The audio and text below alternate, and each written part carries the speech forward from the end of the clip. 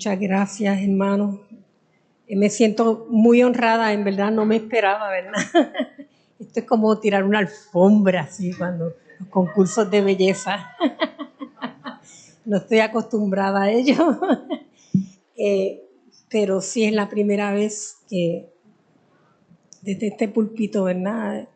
Estoy aquí para compartir una reflexión. Y antes que nada le agradezco al comité de programa y a nuestro pastor por este privilegio que me dan en esta mañana, ¿verdad? Todo sea para la gloria y honra de nuestro Señor.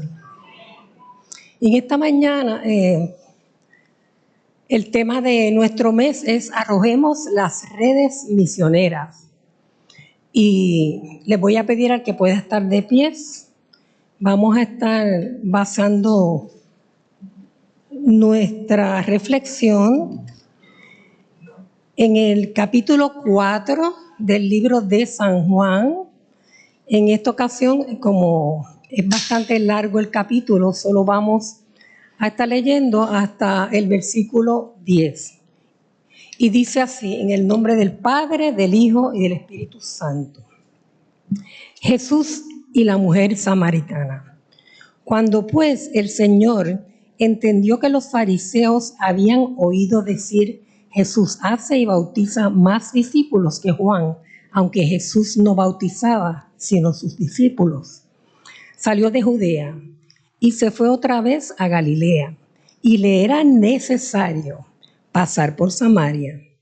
Vino pues a una ciudad de Samaria llamada Sicar, junto a la heredad que Jacob dio a su hijo José. Y estaba allí el pozo de Jacob.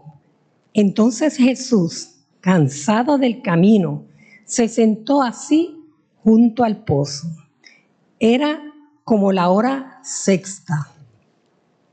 Vino una mujer de Samaria a sacar agua, y Jesús le dijo, dame de beber. Pues sus discípulos habían ido a la ciudad a comprar de comer. La mujer samaritana le dijo, ¿cómo tú siendo judío me pides a mí de beber, que soy mujer samaritana? Porque los judíos y los samaritanos no se trataban entre sí. Respondió Jesús y le dijo, si conocieras el don de Dios y quién es el que te dice, dame de beber, tú le pedirías y Él te daría agua viva. Gloria al Señor, pueden tomar asientos. Hermanos, el pastor en nuestros estudios teológicos, que también pues hago invitación a que todos puedan entrar a través de Zoom. Es algo bien sencillo de aprender. Nos enriquece como iglesia y nos enriquece, nos permite tener esa parte, ¿verdad?, de comunión y de coinonía y de aclarar muchísimas preguntas y cosas que nos pasan por la mente. No es lo mismo tú leer la palabra sin dirección y a lo loco, ¿verdad?, por leer como si fuera un Don Quijote, cualquier libro, que están todos pidiéndole al Espíritu Santo esa dirección. Y jamás va a ser lo mismo. Vas a poder leer muchísimas veces. Hay personas que dicen, he leído la Biblia 10 veces, 3. Yo apenas empecé y nunca la he terminado, honestamente. Así es que hay que hacer la lectura bíblica en la palabra de Dios. Y la palabra de Dios es la red. Es esto, la red, la malla que vamos a usar para que las almas perdidas o las almas que no conocen al Señor lo puedan hacer. Y si no estamos claros en lo que tenemos aquí dentro, no podemos compartir. Es como ese alimento no va a ser el agua, ¿verdad?, que el Señor Jesús nos está diciendo. Y escudriñando yo esta palabra, lo vi como si fuera yo un dron por encima, porque allí el pastor nos ha enseñado que así es que debes sacar los infinitos tópicos de una lectura. Y déjenme decirles, no sé si se lo he dicho otras veces, esta niña adulta con ADD no diagnosticado, como me dice mi hija, se me es bien difícil porque acuden muchas ideas al mismo tiempo, veo otras cosas que a lo mejor pues puede ser que sean o puede ser que no. Pero yo vi a un Jesús que venía ¿de qué? De trabajar, de tirar las redes en la ciudad de Judea. Y vi a ese Jesús que predicaba, y vi a ese Jesús que tenía sus discípulos.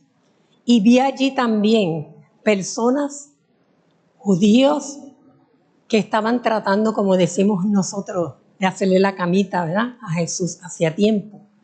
Y tratando de buscar controversias, ¿verdad?, entre los discípulos. Hermanos, tenemos que tener mucho cuidado, porque también en las iglesias eso pasa.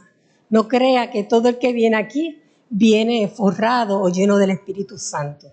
Por eso le tenemos que seguir buscando en espíritu y en verdad.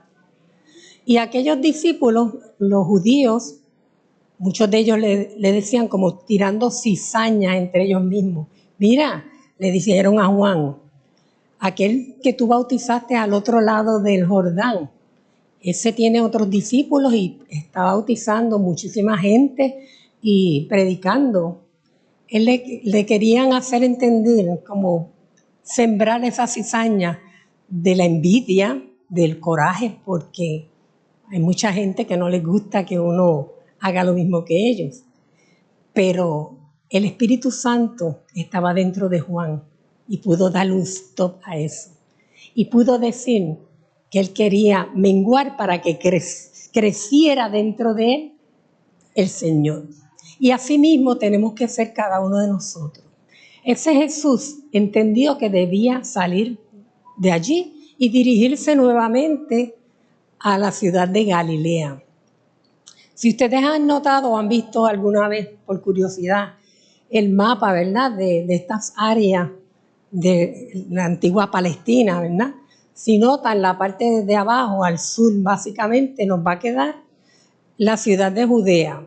En el centro nos va a quedar la ciudad de Samaria y luego arriba la ciudad de Galilea. ¿Cómo lo hacía tanta gente? Caminando, quizás en camello, en algún vehículo hecho de madera rústica, de un sitio a otro. Nosotros nos cansamos de ir de aquí a la esquina. ¿Verdad que sí? Es más, tenemos, mire, las tenis puestas. Y con estas tenis yo no llego ni de aquí a Villa Andalucía bien. Al supermercado. Pues pensé y vi todo eso. Vi que eran quizás unas sandalias lo que tenían, rústicas. Y así todos esos discípulos tiraban las redes. Y Jesús también. Jesús regresa entonces en este pasaje cansado del camino porque era largo. Pero dice la palabra que él le era necesario pasar por Samaria. Y yo dije, ¿cómo que necesario? ¿Por qué necesario? Samaria queda en el centro, Judea queda aquí. ¿Y por qué necesario? Él iba para otro sitio más lejos. Y vi que él tenía opciones de irse quizás por otro lado, cerca del Jordán, o quizás cerca del mar Mediterráneo para llegar con más prontitud al área que iba, pero no. Él decidió que era necesario. Esto no es una casualidad, hermano. En Dios las cosas no son por casualidad. Pensé entonces que ya tenía un plan de tirar redes allí. Así que vi a ese Jesús cansado que se acerca a esa ciudad de Judá, porque él decide ir a la ciudad de Samaria, porque él decide ir a través de Samaria, llegar entonces a su destino de Galilea. Y allí había un famoso pozo llamado el Pozo de Jacob. Y por curiosidad yo busqué cuántos han visto un pozo. ¿Alguno de ustedes ha llegado a tomar agua de un pozo? Leí allí que el Pozo de Jacob tenía una profundidad de algunos 42 metros de profundo, Quiere decir que era un cavado bien profundo. Y ese pozo tenía gran fama porque Jacob, si ustedes recuerdan, en esa época los terrenos se dividían y él era uno de los patriarcas. Y ese pozo se lo dejó en herencia a uno de sus hijos, a José. Y toda la gente del lugar quizás veneraba a aquel patriarca, ¿verdad? Que el Señor lo usaba de gran manera. Iban a cumplir y a buscar agua en aquel pozo por sus necesidades del terreno, de lo árido que era todo aquello y de la poca agua que tenían quizás en el lugar. Y Jesús se sienta cansado así, cerca del pozo. A propósito, qué bello el escenario. Démosle un aplauso a Isla y las personas que responsables por ello, que ambientalizaron todo.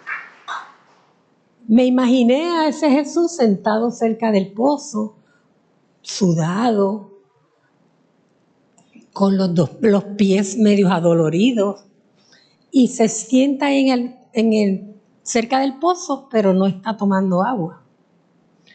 Así que al sentarse era una hora difícil porque eran aproximadamente, dice la palabra, la hora sexta, que equivale más o menos como a las 12 de mediodía. Así que ese sol estaba candente, ¿verdad? Y llega allí al pozo a buscar agua una mujer samaritana. Y estaban ellos dos solos porque los discípulos se fueron a comprar de comer. Así que fue una gran oportunidad y esa necesidad yo la vi allí. Cuando Jesús ve a la mujer, le dice, dame de beber. Ustedes en la época moderna, si un hombre te dice, mira, dame de beber sin conocerte, ¿cuál es nuestra primera reacción? Como, ¿qué pasa? Escógela tú, ¿verdad? Está fuerte, ¿verdad? Porque me viene a pedir y así de esa manera. En verdad yo no sé si era de una manera dulce la tonalidad de Jesús. Pero fíjese que la mujer samaritana fue a esa hora por muchas razones. Y yo pensé, a Dios, ¿y por qué no fue temprano a buscar agua en el pozo? Porque a esa hora hace mucho calor.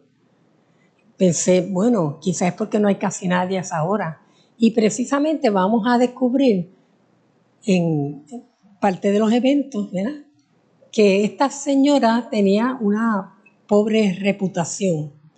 Y yo me imaginé las mujeres en los ríos cuando lavan, que una a otra habla y se riega, ¿verdad?, diferentes voces. Yo me imaginé que esta señora iba a mediodía porque sabía que no iba a haber gente allí, podía sacar su agua, nadie la molestaba y hacía su trabajo. Y créame, la mujer samaritana tenía muchísimas cualidades. Así que no la vamos a juzgar por lo que hacía o no, porque vamos a ver algo más adelante. ¿Okay? Cuando él le pide agua de beber, ella le responde, ¿cómo tú siendo judío me pides a mí agua de beber, verdad? Que soy mujer samaritana. Porque en aquella época los samaritanos y los judíos no se llevaban muy bien. Además, porque para los judíos los samaritanos tenían mala fama. Samaria había sido un lugar donde a través del tiempo vivían muchas personas que venían de diferentes lugares, las costumbres fueron cambiando, así que inclusive las creencias, la parte social fue cambiando y tenía fama también de que había muchos robos y tenían temor la gente quizás de pasar hasta por Samaria. Pues ella se sorprendió porque él le pidió agua siendo judío. Y él le dice, si conocieras el don de Dios y quién es el que te dice, dame de beber, tú le pedirías y él te daría agua viva. Hermano, el don de Dios, si conocieras el don de Dios. ¿Y qué es el don de Dios? Es algo difícil. No lo podemos describir en una palabra, pero el don de Dios aplica a las bendiciones que el Señor te quiere dar, a las bendiciones de...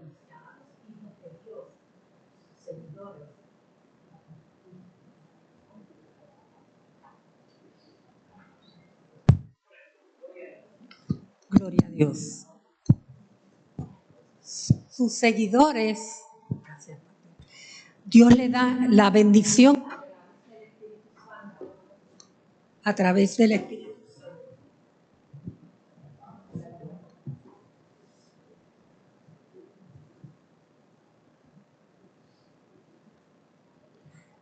Gloria a Dios. A través del Espíritu Santo, de poder ver más allá, de tener la promesa del Señor.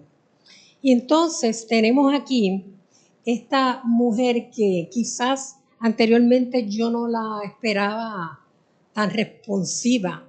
Quizás, según leí en algún lugar, es el diálogo más largo que puede tener Jesús y más con una mujer en la palabra. Así es que cuando ella le dice eso y él le contesta lo del agua, ¿qué ella está pensando? Ella estaba tan absuelta a su pensamiento del trabajo, ella venía a sacar agua, ella estaba pendiente más a lo que hacía, ¿verdad? A su tarea quizás, esa agua no se sabe a dónde la iba a llevar, si era para consumo propio, para bañarse, para ayudar a alguien, pero ella estaba... Toda su mente estaba dentro de lo que ella estaba haciendo, la labor. Hermanos, nosotros estamos muy pendientes a lo que hacemos y se nos olvida que hay otra agua. Tenemos el escenario paralelo, dos personas con sed, una con sed espiritual, ¿verdad? Y una con sed material. Cuando él le habla, aún diciéndole del agua, ¿verdad? Del agua viva, ¿qué se está imaginando ella? En ningún momento para mí ella no entendió lo que él estaba diciendo. Por eso es que tenemos que tener mucho cuidado, porque a veces no entendemos, lo tenemos, mira, tan cerca a los árboles y no nos damos cuenta del bosque. Y ella tenía al Hijo de Dios allí hablando con ella. Y ella quizás pensó, ¿saben qué, hermano? Los que saben de esto de los pozos, leí que por lo general los pozos se alimentan, ¿verdad? Esa agua que se va filtrando a través de piedra rocosa, de caliza, se va filtrando, de ahí emana de agua de lluvia, de los ríos, pero hay una agua en especial que viene bien en el fondo, que no todos los pozos la tienen, y esa agua son unos pequeños bolsillos que se forman, que la tierra va filtrando de diferentes manantiales. Esa agua es la que se llama agua viva, y por eso estoy viendo todo con otros ojos. Agua viva. El agua viva es un agua que está corriendo allí dentro en ese bolsillo subterráneo. Es un agua dulce, es un agua súper filtrada, el sabor debe ser exquisito y se mantiene fría aún con unas temperaturas altas en la parte de afuera. Pero está tan profundo que para sacarla tiene que tener algún instrumento. Y precisamente ella no entendía y le dice, pero ¿cómo vas a sacar el agua, verdad? Si ni siquiera traíste con qué sacarla. Ella reclama. Entonces, él le dice, cualquiera que bebiere de esta agua volverá a tener sed, porque el agua del pozo no era el agua espiritual, ¿ok? Y, hermanos, a veces tenemos conveniencia de algunas cosas. Por eso ella quizás no entendía porque su sed era una sed física, pero tenía sed espiritual y ella misma no se estaba dando cuenta. No podemos ser cristianos de conveniencia. Entonces Jesús usa como otra estrategia y le dice, porque él sabía, fíjese, lo que ella conoce Jesús, todo lo que uno hace, ¿ok? Y le dice, ve y llama a tu marido y lo trae, que venga acá. Y ahí ella le dice, no tengo marido. Y ¿sabe qué? Jesús estaba viendo la honestidad de esta mujer también. Allí le dijo, bien has dicho, porque 5 maridos has tenido, y el que ahora tienes no es tu marido. O sea que eran 6, ¿verdad? Y en eso Jesús le dijo que había dicho verdad.